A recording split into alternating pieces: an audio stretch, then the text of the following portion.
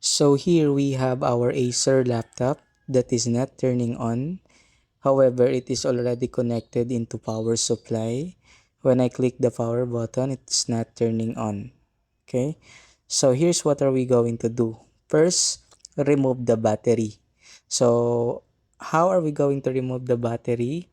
So as you can see here, this is my laptop Acer. So this is what are we going to do. As you can see this button, kindly move it to the right. Okay, so this button, so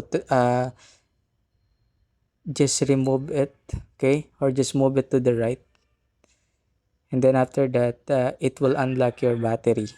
Okay, so once you already unlock your battery like what we did here, so the next step that we are going to do is to, okay, plug in the power supply.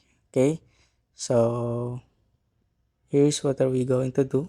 So let's have the power supply and then plug it on. So after that,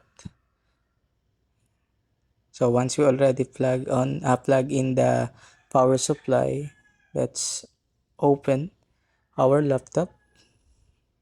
Okay, one moment. So kindly click the power button. Okay, and then as you can see, it will turn on. And then after that, maybe the battery is the problem. That is why it happens. So that's it.